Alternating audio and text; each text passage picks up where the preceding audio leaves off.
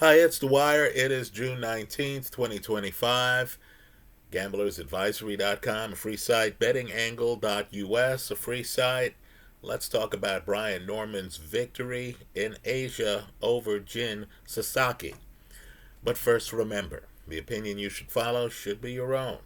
Just consider this video to be a second opinion from a complete stranger online. Folks, I have enjoy it while it's up. I have a copy of the fight in my favorites folder right now. It is a must watch. Let's frame this properly. Just understand a lot's happening at 147. The IBF crown is vacant. Jaron Ennis is moving to 154. He has to. According to reports, he's having a hard time making weight at 147. Now understand what's happening in the division. Hall of Famer Manny Pacquiao is back. He's fighting Mario Barrios. Right? Whoever wins that fight is going to have a glow about them. They'll have the attention that comes from fighting Manny Pacquiao, whether the winner is Mario Barrios, the incumbent, or whether the Hall of Famer pulls it off. Understand, whoever wins that fight is going to get a higher profile. The division is there to be unified, right? If not, become an undisputed division. You have another guy who's coming off a big fight. Rolly Romero beat Ryan Garcia. He's been elevated to the full crown. So he has a share of the title at welterweight. He, of course, has the higher profile that comes from beating Ryan Garcia in a fight where he knocked Garcia down and where other luminaries were on the card, right? Devin Haney was on that card. This was the card that took place from Times Square. Excellent venue. A lot of people on the side of the street watching what was happening, right? That was a moment for boxing. Understand, the third champion is Brian Norman. Now, when you're a world champion, some, not all, but some, end up traveling around the world for fights. Right? Typically, it's the fighter who doesn't have the name yet to call where they fight. Right? A Floyd Mayweather could set up shop in Las Vegas and have people come to him. Brian Norman's still trying to establish his name. So there he was in Asia fighting Jin Sasaki. Now understand the risk posed by Jin. He was 18-2 going into the fights. Of the 18 wins, 17 were by stoppage. Let me repeat that. Of the 18 wins, 17 were by stoppage. 18 wins, 2 losses. Sasaki, slugger. Flat-footed slugger. He's going to come looking for you. His path to the title is not to dance and move around and try to convince the judges he's the guy. No, he's there looking for a stoppage. Right? It didn't matter that the fight was in Asia. The fight could have been in the United States. He wasn't going to rely on the judges. He's looking for a stoppage against a faster-handed champion. So the question is, who is Brian Norman? What skills does he bring to the party? As you look at the film, and please do before they pull it, right? As you look at the film, I just want folks to notice a few things. First, Norman is the faster-handed fighter. But it's not like Norman is throwing straight punches. Norman's a hooker. Let's go one step further. While he can lead with power shots, and that's important. If I know you have to touch me with a jab before throwing your power shot, I can be prepared to block your power shot. Right? No, this is the guy who catches you naked. He leads with power shots. But more importantly, and it's a big reason why he's champion, he can counter with power shots. Let me say this too, and it's noteworthy in this fight. He's fighting a guy who, again, 18 wins, 17 by stoppage. And he's not dancing. This is the guy who believes he can beat you in the pocket. Even when you come in the fight with a big percentage of wins off knockouts. Right? Norman doesn't really get up on the balls of his toes and dance himself. This is the guy who is confident enough in his offense to believe that even though you're a power puncher, he can duck your punch or block your punch. He's a technician, right? He's not relying that much, believe it or not, on reflexes. You'll notice his hand is up, right? He's in the pocket. He is mindful of defense.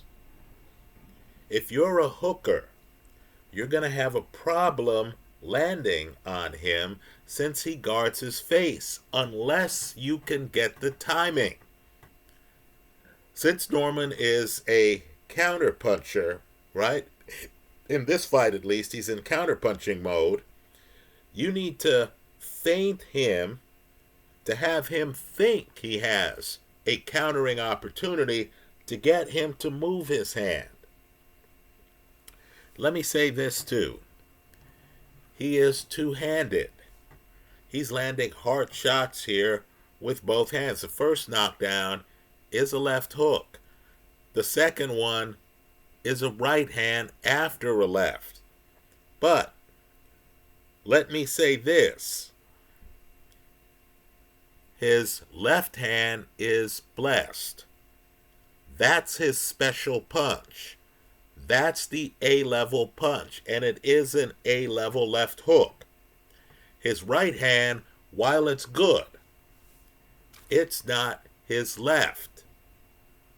Right? And while Norman does throw a few sharp left-handed jabs here, understand, he's not primarily a jabber. He's saving that left to throw the left hook. Let me also say, too, and it's a little bit shocking, right? He's fighting a slugger. He's in the pocket with the slugger. He's comfortable, believe it or not, getting backed up against the ropes. So a lot happens in this fight. In the first round, right, since Sasaki is throwing home run shots, right, he believes he's going to bomb out Brian Norman. So after throwing a home run shot, he's defenseless. Norman, the first knockdown, it's really Sasaki knocking himself down. Because Sasaki comes, throws a home run shot, is defenseless. Norman, blessed left hook, hits him on the top of the head.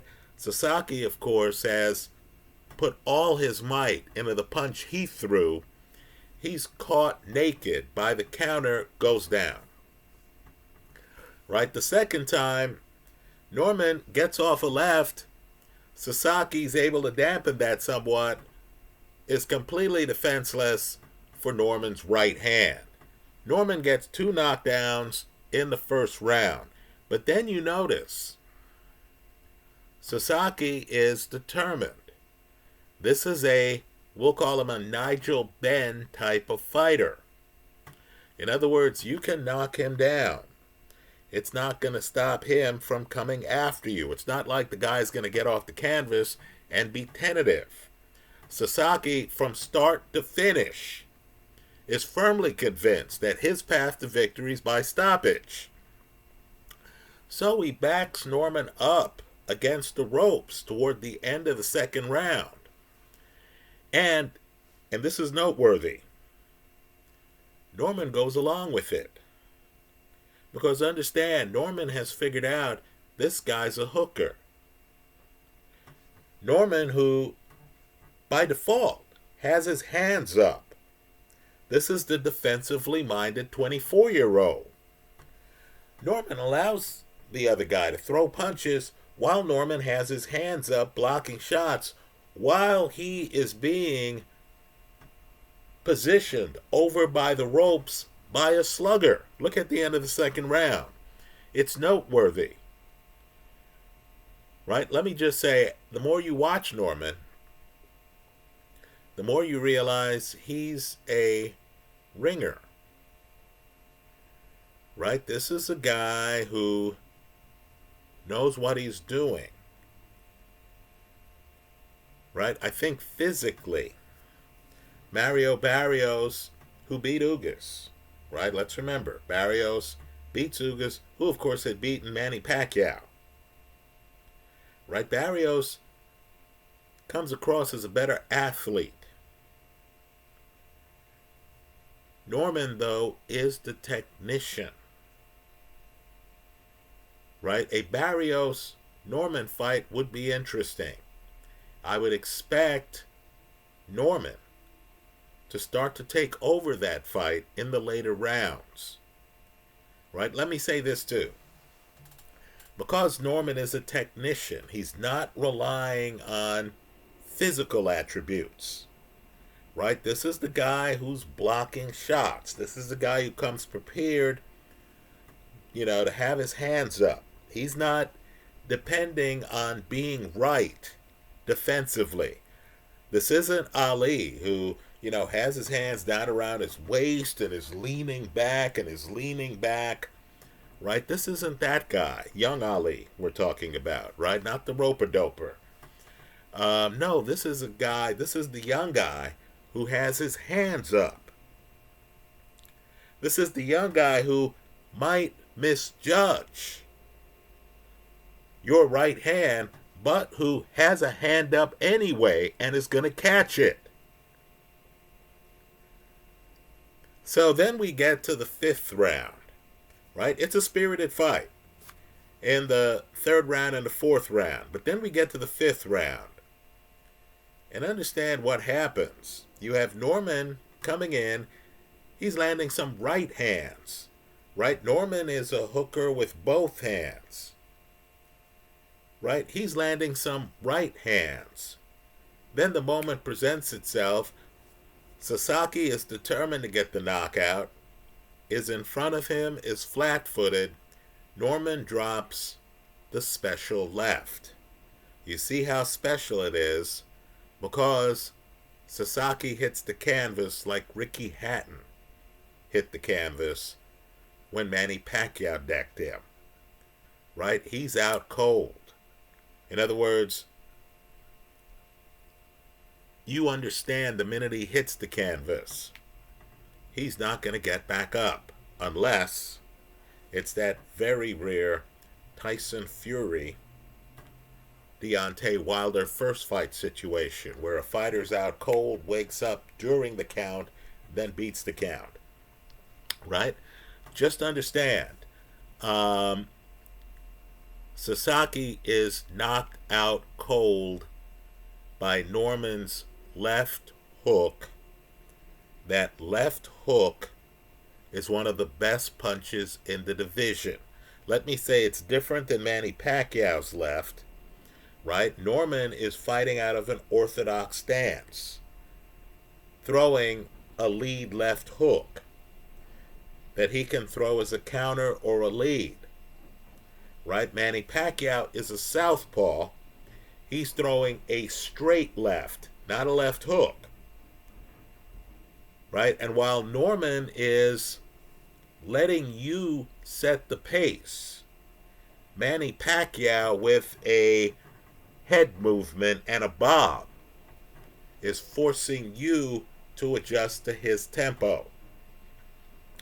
So, folks, brace yourself for 147.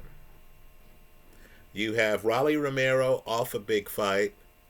You have Mario Barrios in a big fight against Manny Pacquiao. And you have Brian Norman off a great performance. Great performance. He made a lot of fans today, right? Halfway around the world. Great performance. Looking good, right? Ready to fight whoever is there, right? I think Manny Pacquiao is the guy who holds the cards. I believe Pacquiao beats Mario Barrios. It's going to shock a lot of people. Let me go one step further. I know right now the mood in the room after 58-year-old Mike Tyson got dusted off by Jake Paul, right? I know the mood in the room is that older guys can't do it. And I'll agree, this is not the heavyweight division. It's highly unusual for a guy in his mid-40s to jump back into the sport. Keep in mind, Manny Pacquiao is just jumping to the front of the line. It's not like Pacquiao's coming back, fighting a contender. No, he's jumping right in with the champ. Right? But styles make fights. If Pacquiao beats Barrios, oh my goodness, folks, he'll be at the center of boxing. Right? Just understand, this is a guy who has the name. This is a guy who has the fight style, right? A typical Manny Pacquiao fight features hand speed, power, a guy jumping around. There are many Manny Pacquiao fights that have been high action, right? If Pacquiao beats Mario Barrios, Pacquiao, of course, has been calling out Gervonta Davis, but there are countless other people Manny Pacquiao could fight, right? Countless others. And let me just say, too, that if Manny decides, okay, let me fight these other guys, Pacquiao is not going to be as pocket-centric as Sasaki was, right? If he were to fight Brian Norman, big left hook, but understand, Norman would actually have to try to find Manny Pacquiao. A lot of the Pacquiao effectiveness is the fact that you can't judge the spacing. Now, he fought the wrong type of fighter, right? He was set to fight Errol Spence. And then Spence had eye problems that required surgery, right? I was here online. Pacquiao was an underdog. By the way, bigger underdog against Errol Spence than Crawford is against Canelo. Think about that. And I thought Pacquiao was going to beat Spence, right? We'll never know. The fight didn't happen. Then, of course, when Spence was unavailable, Pacquiao segued to Ugas. Ugas's bread and butter is in negative energy. In other words, the guy who knows how to allow you to make the first move and then can react and hit you and is comfortable being the negative energy guy, not the stalker, is the guy who has the best chance against Manny Pacquiao. Right? Mayweather, defensive wizard, right? Could let you take the lead. Right? Mayweather's game was to pot shot guys who were hyper aggressive. That's who Manny Pacquiao was. Right? So Pacquiao has lost to a certain type of fighter. Juan Manuel Marquez blown out in the first round of the first fight. But then figured out, okay, Pacquiao has the hand speed on me. Pacquiao's the better athlete. But Pacquiao is addicted to being front foot. Right? Look at the tempo. Look at the pacing. So I can have him walk in the traps. Understand how that 4-fight series ends. You have Marquez looking like a damsel in distress, right? Just using it as a term of art. I don't want anyone in a women's boxing to feel that I'm being sexist here. There were a lot of great female boxers. I recognize that completely, right? But understand, you had Marquez over by the ropes. Look at the finish for the 4th fight involving Manny Pacquiao. You had Marquez over by the ropes, looking like he had nowhere to go. And you had Pacquiao, again, addicted to the front foot. Wants to bounce, see an opening, throw a straight left. The hand speed, the power, it's sudden, it hurts people. It's not as sudden when you fought him 3 times before. So you had Marquez, who had knocked him down earlier in the fight, over by the ropes. Pacquiao comes in. Marquez is ready. Catches Pacquiao by the ropes with such force that Pacquiao, who's coming forward, falls forward by the ropes. Right? Well, Pacquiao's going to find that Mario Barrios is there for a shootout. Right? Pacquiao-Norman would be interesting because Norman is comfortable in the pocket. Right? Norman's the house guest who's in your kitchen making himself a meal. Right? He's comfortable in the pocket. The secret to Pacquiao is he's not in the pocket before he attacks. In other words, he's outside moving around. Then when he enters, it's for a flurry, if not a big power shot. Norman wouldn't have the timing that he has here, and timing's a big part of his game. Because the first shot, the first knockdown, especially here, you'll notice it's a counter. He's waiting for a slugger to throw first before he gets his counter. He doesn't have to worry about when Sasaki's going to be in the pocket because Sasaki's right in front of him. You do with Pacquiao, right? A guy who has incorporated moving his head, and he's outside, and he's an athlete. Pacquiao's a freak athlete, right? He's outside, and he's jumping around. When he jumps in the pocket, it's sudden, right? Norman, and because Pacquiao's throwing straighter shots than Sasaki, there's the possibility that Pacquiao could catch Norman, whose defense is really on the sides of his head.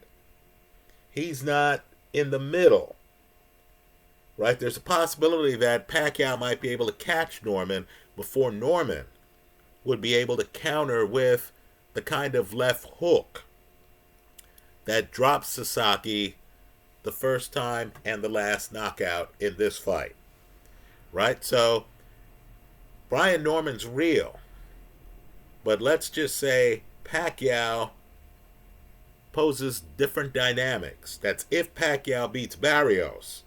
And of course, Rolly Romero is interesting because Romero can punch as hard as anyone, right? But he doesn't have the fluidity that a Manny Pacquiao did before Pacquiao retired.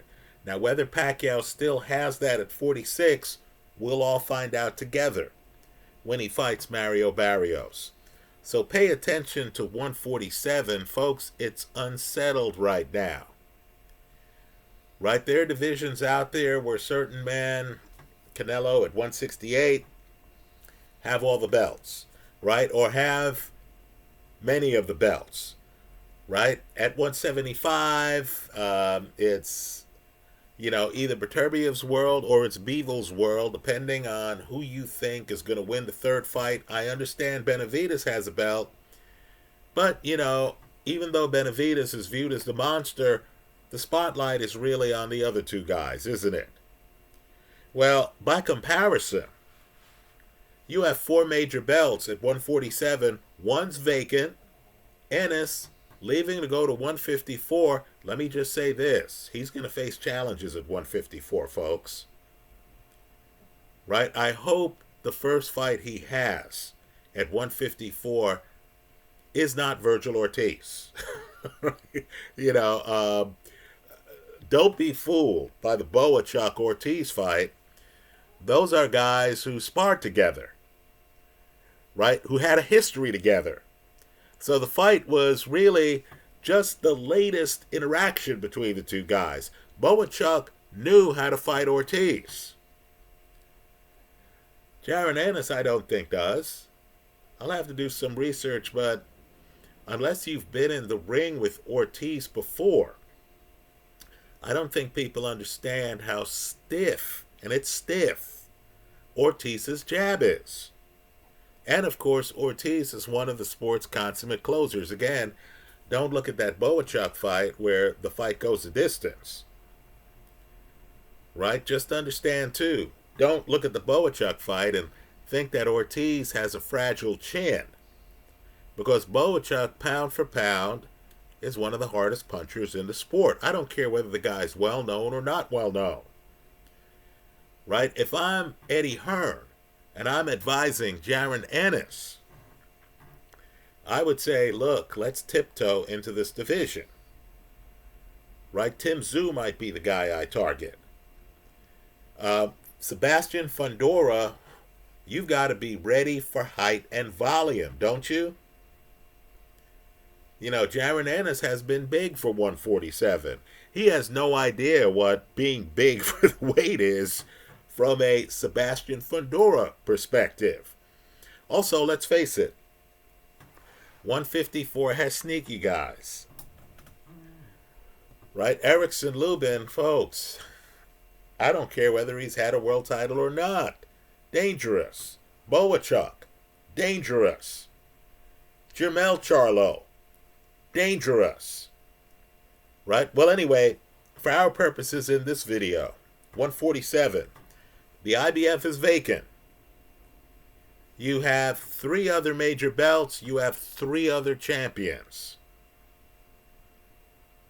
Right? Folks, let's just say, be prepared for a lot of turbulence in this division. Right? Manny Pacquiao has one of the sport's best straight lefts. I'm telling you, Brian Norman has one of the sport's best left hooks. Right? And all I can say about Rolly Romero is when he fought Gervonta Davis, Davis was afraid to open up. Such is Rolly's power. Right? Ryan Garcia took him for granted. Folks, he dropped Ryan Garcia early. Garcia's gun shy the rest of that fight. Think about that. Right? So 147, ooh. Let's see how it turns out. The fighters will tell us the lay of the land. Those are my thoughts. Let me hear yours. That Brian Norman fight is in my favorites folder right now. Give it a look before the powers that be decide to remove it. Let me also hear, and I know Riyadh Season isn't involved in this particular Brian Norman fight. At least I don't think they are. I could be wrong. But let me give Riyadh Season credit here. I notice they have actually allowed their fights, to actually be on YouTube days after the fight has taken place. Right? I think personally that helps the sport, because nothing makes the sport better than connecting fighters with their audience. Right? You know, we want to learn who the guys are. We want to see them in action. We want to actually see what happened ourselves after all the reporting has been done on the fight. Let's hope that trend spreads in boxing. I see PBC doing the same thing. Let me applaud PBC as well. Those are my thoughts. Let me hear yours. I hope you leave them in the comment section of this YouTube video. Thanks for stopping by.